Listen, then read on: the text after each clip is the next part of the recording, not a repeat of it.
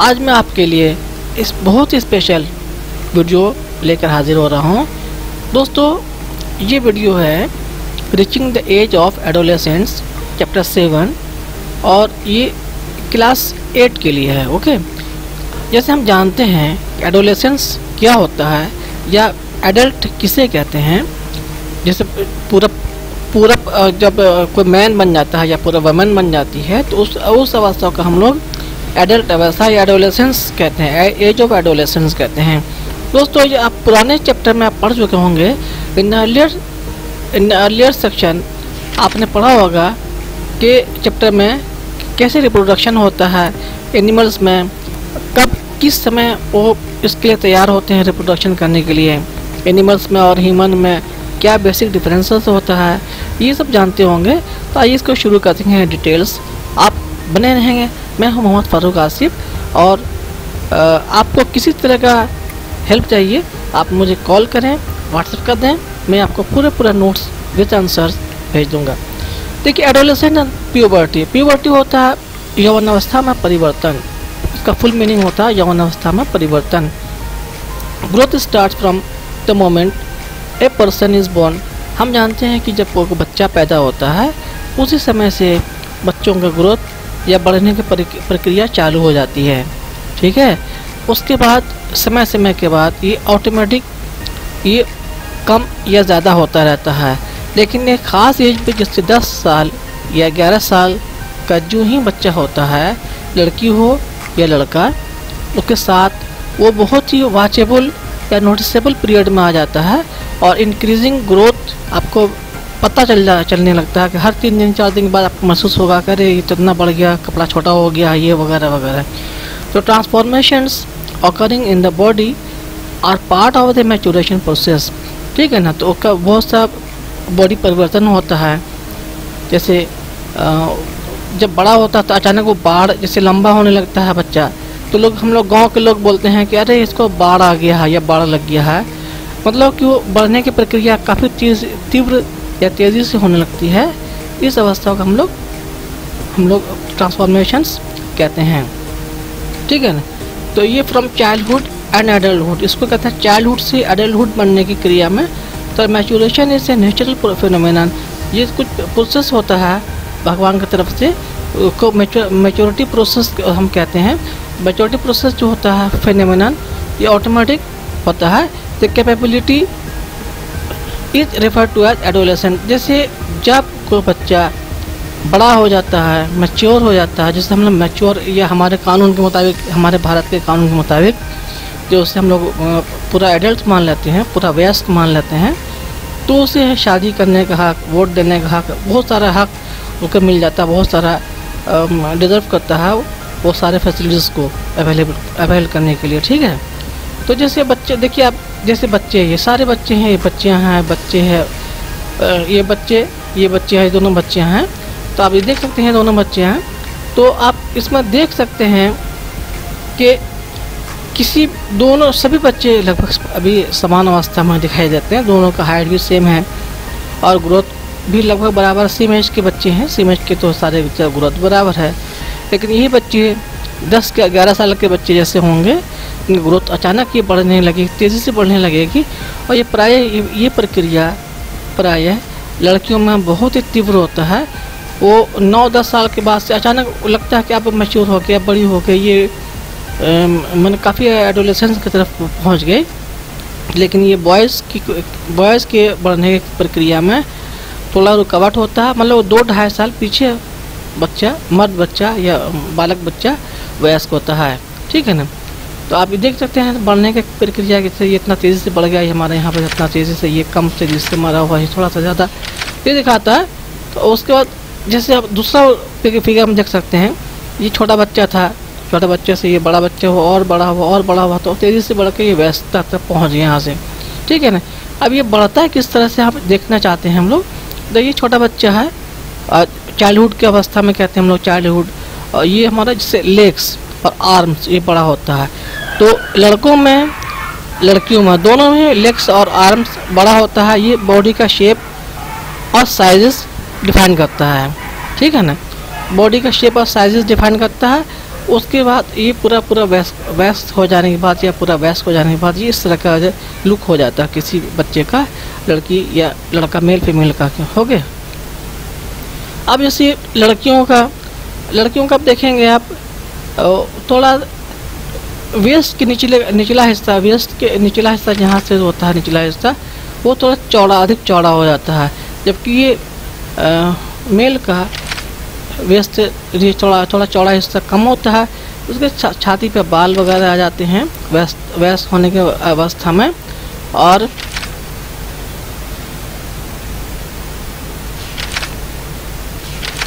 वयस्क होने की अवस्था में छाती पे बाल वगैरह आ जाता है, जिससे हम लोग समझते हैं कि ये पूरा वयस्क हो गया। और लड़कियों का छाती थोड़ा ग्रोथ हो जाता है, छाती बढ़ जाती है, और इस तरह से बहुत से बॉडी का चेंजेस होता है। और इस ग्रोथ हम लोग फुल्ली ग्रोथ पर्सन मानते हैं। जैसे ये हमारा दाढ़ी, इसको हो गया दाढ़ी, मोचे हो गए, moustaches and beards, holding the beards and moustaches is known as a full adult person हो गए। तो ये जिसे हम लोग एडल्ट पर्सन देखते हैं, यहाँ से फुल एडल्ट पर्सन है ये हमारा है, तो इसे हम देख सकते हैं। और ये बच्चों के मर्द बच्चों में थोड़ा प्रक्रिया थोड़ा स्लो होती है, 2.5 साल के पीछे बड़े होते हैं, और जबकि लड़कियों में प्रक्रिया काफ़ी तेज़ी से होती है और जल्दी बड़ी होती है। ओके, अब जैसे होता है primary changes that indicates puberty is when boys and girls gain the ability to reproduce. Puberty concludes when an adolescence achieves reproductive maturity. दोस्तों, जब हम लोग एडल्ट आने के लिए, एडोलेसेंस जब पहुंच जाता है प्रक्रिया वहाँ तक, तो तब ये प्रक्रिया क्या कहलाती है? तो ये रिप्रोडक्शन क्षमता दोनों में आ जाता है, मेल फीमेल में, तब ये प्यूबर्टी ये रुक जाती है। फिर यहाँ पर हमारा नया चीज़ चेंजेस होता है, फिर अपना बॉडी फुल्ली ग्रोथ होता है। तो जैसे increase in height, changes at puberty, यौवन अवस्था में परिवर्तन होता है। The most obvious changes during the puberty is the rapid increase in the height at this stage. The long bones, ठीक है, लॉन्ग बोन्स होता है, which are the bones in the arms and legs stretched and contribute to a person's height. ये person height को बारे में define करता है। Initially girls tend to grow quicker than the boys, ठीक है, but by around 18 years of age both genders, ठीक है, both genders usually reach their full height. The growth rate in height differs among individuals. जैसे बच्चों में, लड़कों में थोड़ा ज़्यादा हो जाती है और लड़कियों में थोड़ा कम हाइट होता है, थोड़ा सा, जैसे 5-5.5 फीट की लड़कियाँ आमतौर से होती हैं, कहीं की भी ज़्यादा भी हो जाती हैं, 6 फीट की भी होती हैं, बहुत से कंट्री में 6 फीट की भी होती हैं, ज़्यादा भी होती हैं। लेकिन एवरेज इंडिया में हमारे जो है 5.5 फीट के आसपास ही गर्ल्स का हाइट रहता है, एवरेज, ऑन एवरेज अगर बात करें तो ये increase during puberty while others में grow at a more gradual speed. बाकी चीज़ होता है, जैसे और जिस बुद्धि का विकास या इंटरनल हार्मोन्स का विकास या और इस तरह का बहुत सारा विकास होता है, वो समय ग्रेजुअली धीरे धीरे वो प्रक्रिया के अनुसार 18 ईयर्स या कुछ किसी का 18 ईयर्स के बाद तक वही ग्रोथ होता रहता है। तो ये एडोलेसेंस हम लोग जब टीन एजर्स कहते हैं, 11 ईयर 12 ईयर के बाद 13 जैसे होता है, 13 को हम टीन्स कहते हैं, टीनेजर्स हम लोग कहते हैं, ये अप टू 18 या 19 ईयर्स तक ग्रोथ करता है, और उसके बाद ये फिक्स हो जाता है, परमानेंट हो जाता है, तो उस समय हम लोग फुल एडल्ट कहते हैं। और ये शादी करने के लिए या फिर रिप्रोडक्शन के लिए फुल्ली तैयार हो जाता है। तो the other body parts will develop to achieve a balance physics. अच्छा लुक लगने के लिए, बॉडी पार्ट डेवलप होने के लिए थोड़ा सा अच्छा होता है। may have observed that an individual's height often resembles that of a family।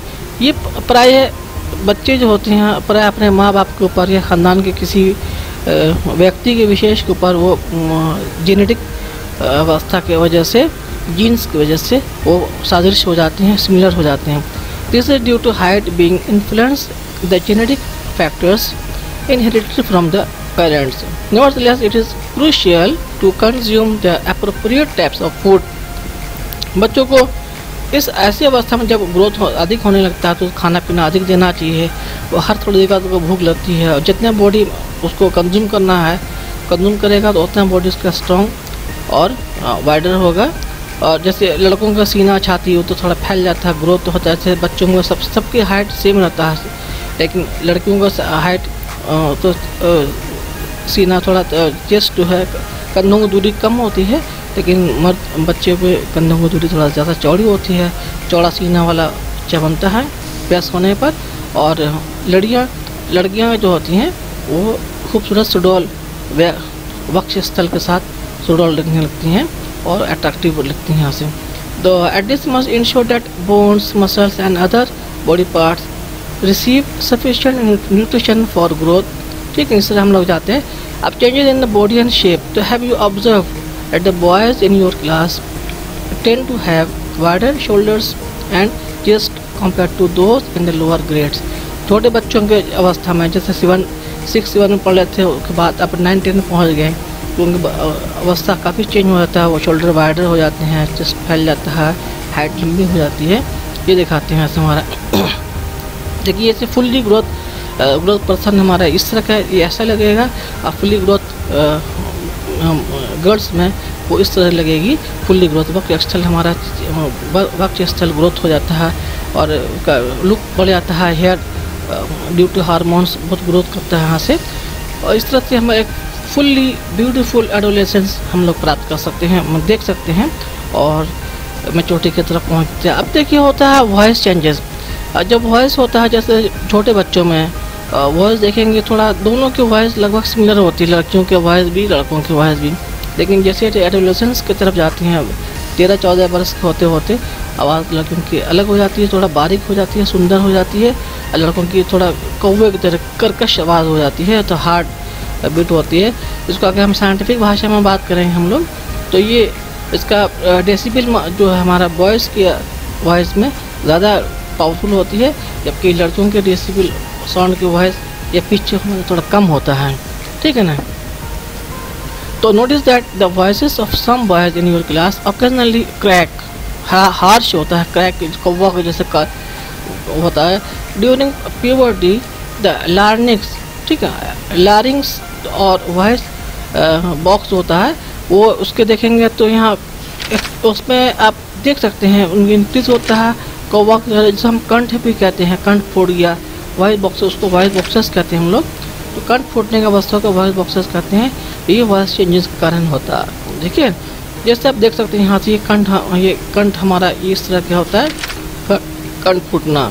ठीक है ना, ये कंठ फूटना ये इस तरह कहलाता है। ये हमारा कंठ फूट गया, उस तरह क्या यहाँ पर कंठ Adams,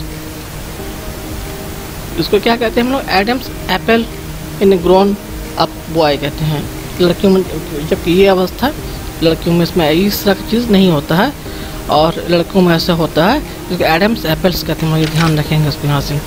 development of sex organ, दोस्तों जब ये और फुल्ली मैच्योर होता है, मैच्योरिटी तरफ होता है, तो उसके बहुत शरीर में बहुत सारे हिस्सों में बाल होने लगते हैं, कांख में इधर उधर और गुप्त अंगों के ऊपर दाएं बाएं उस तरह के हेयर और प्रोडक्शन होने लगता है। कुछ हार्मोन का रिसाव होने लगता है। Male female reproductive organs in humans. ठीक है ना। तो ये होता है, ये यहाँ मेल का ऑर्गन होता है, ये विरशक होता है या विरशक हम लोग कहते हैं, अंडाशय भी कह सकते हैं इसको। जैसे स्पर्म जेनेट होता है और ये पेनिस होता है, टेस्टिस और पेनिस होता है। यहाँ से पेनिस से हमारे स्पर्म ग्रोथ होता है यहाँ से। और ये लड़कियों का ये गर्भाशय होता है या ओवर क्या कहते हैं इसको, ओवरी होता है। इसमें सारे गैमेट्स बनता है, ज़ाइगोट बनता है या फर्टिलाइजेशन इसी एरिया में होता है यहाँ से। ठीक है ना। यहाँ से बच्चे यहाँ से जन्म लेते हैं यहाँ से बाद में, जैसे उसको देखेंगे हम लोग आगे। तो ovaries start to release mature eggs attaining mental, intellectual and emotional. अब देखिए जैसे जैसे हमारा बच्चों की तरफ एडोलेसेंस या ग्रोथ हो जाता है, तब बाद में हार्मोन्स पर डेवलप होने लगते हैं। उसमें क्या होता है, तो बुद्धि का विकास होने लगता है, इमोशनल जैसे जज्बात, अब किसी को रूल्स ना मनाना, इस तरह बहुत अच्छी मैच्योरिटी में आने लगता है।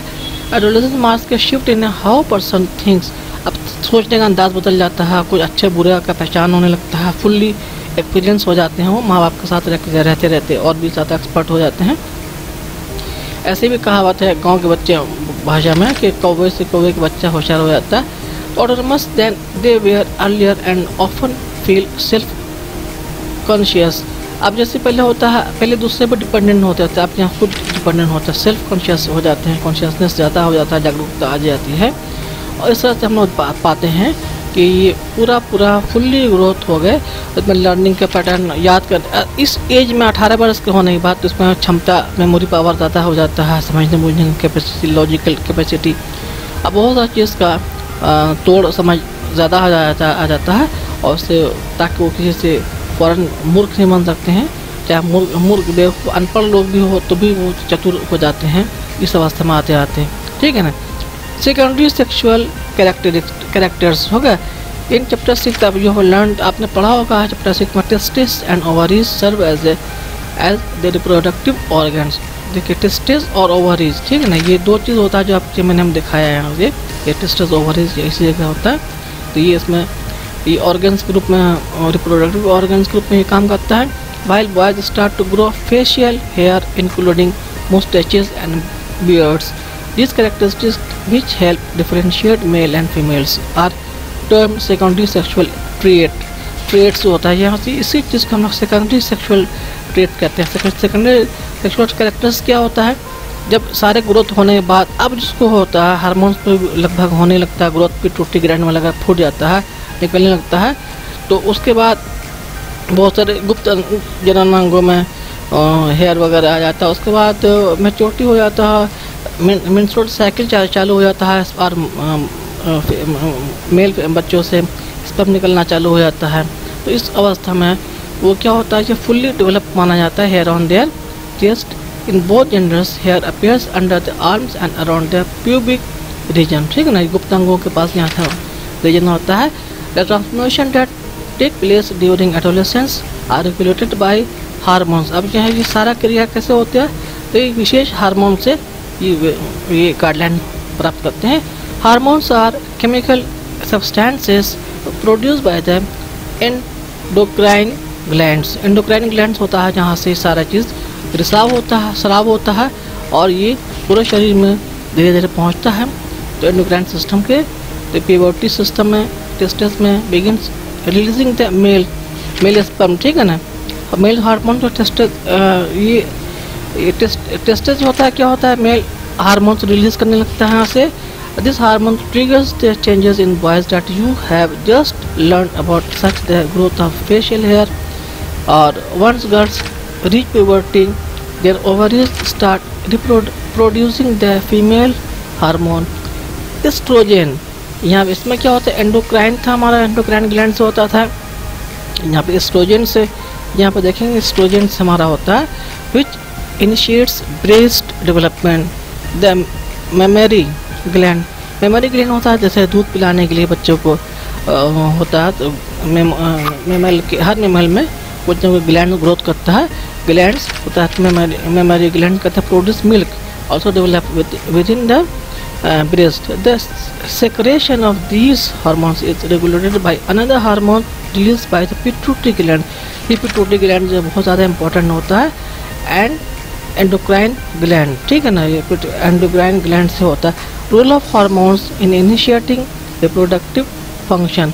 अब देखिए endocrine glands release hormones into the blood stream to reach a particular body part called target site. Target site क्या होता है, जिस जगह पर ज़रूरत होती है जिस हार्मोन का, वहाँ तक पहुँचाने की क्रिया को टारगेट साइट कहते हैं। The target site response to the hormone there these are many endocrine glands to ductless glands in the body. The testes and ovaries secrete sex hormones. You have just learned about अपना पहले पढ़ चुके हैं, बता चुके, मैंने बताया अभी। तो ये सारा चीज़ प्रक्रिया होने के बाद ये पिट्यूटरी ग्लैंड होता है, तो mature in the ovaries and sperm form in the testis, ठीक है ना। ये देखिए, ये दोस्तों ये पिट्यूटरी ग्लैंड होता है यहाँ से एंडोक्राइन।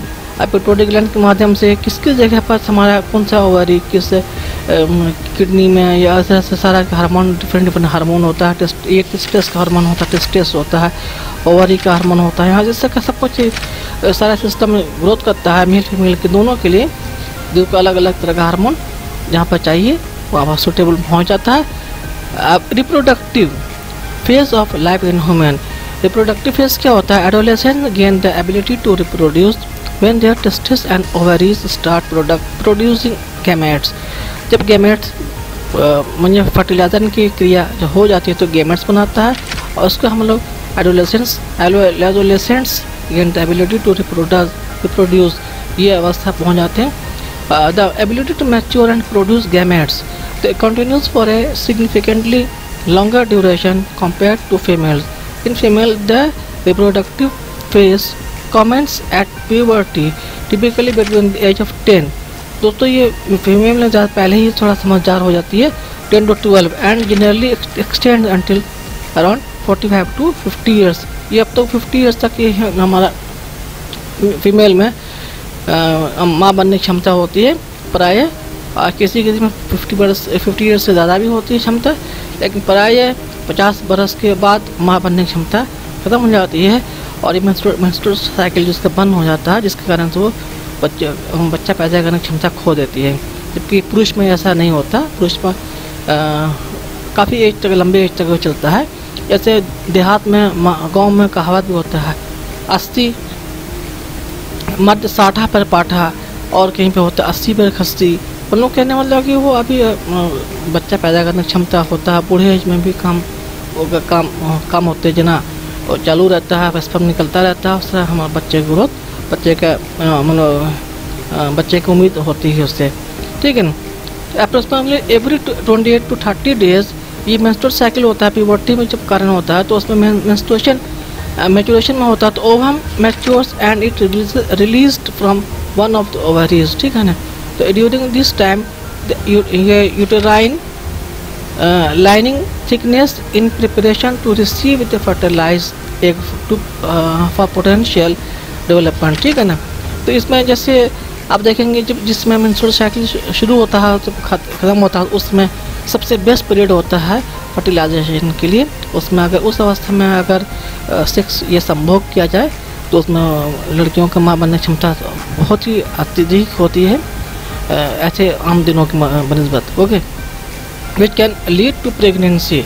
तो if fertilisation does not occur, the released egg along with the thickened uterine lining and its blood vessels are expelled, resulting in the bleeding known as menstruation, ठीक है ना। MC जो कहते हैं हम लोग यहाँ से, अगर फर्टिलाइज एक नहीं होता है तो फर्टिलाइजेशन नहीं होने की वजह से वो ब्लड के रूप में ब्लीडिंग के रूप में बाहर आ जाता है, जिसको हम लोग MC या मेंस्ट्रुएशन साइकिल भी कहते हैं। Menstruation typically happens every 28 to 30 days.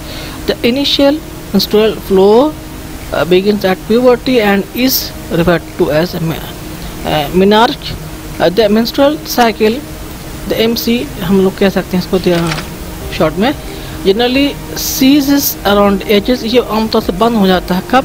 तो 45 to 50 ईयर्स के आते आते ये बंद हो जाता है।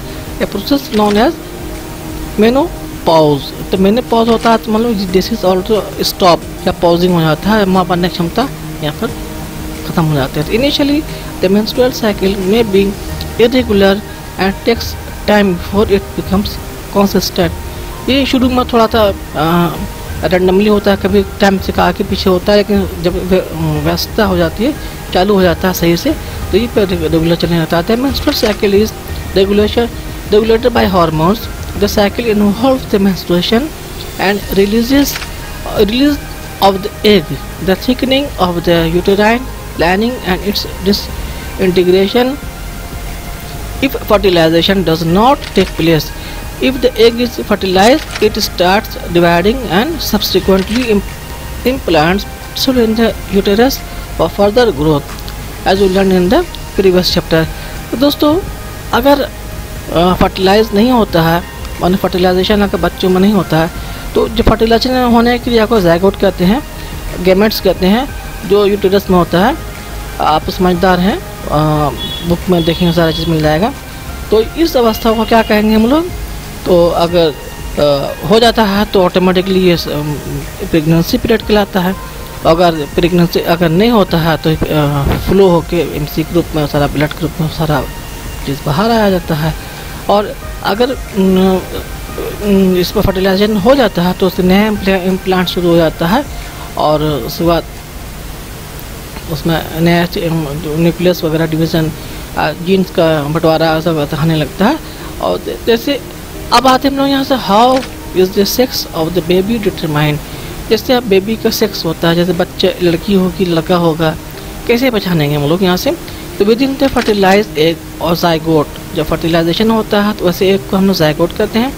जाइगोट होता है एक्चुअली जब मेल का स्पर्म और ओवरी में चला जाता है या एग में अंडाणु में प्रवेश कर जाता है तो उसको हम लोग जाइगोट करते हैं। ओके, तो like the instruction that determine the baby sex. तो जब जाइगोट में जब पहला फर्स्ट क्रिया चालू होता है उसी समय से ये चालू होता है। दोस्तों आप जान लीजिए क्रोमोसोम के वजह से सेक्स निर्धारण होता है। लेडीज़ का या फीमेल का क्रोमोसोम XX होता है और मेल का क्रोमोसोम XY होता है, ठीक है ना। अभी मैं बताता हूँ नीचे। तो structure known as the chromosome. Okay, तो located in the fertilise egg. Chromosome क्या होता है, are contained within the nucleus and every cell. हर सेल में होता है। Human possesses 23 pairs of chromosomes within the nuclei of their cell. Out of these, 2 chromosomes are designed as sex, ठीक है ना। तो chromosome referred to as X and Y.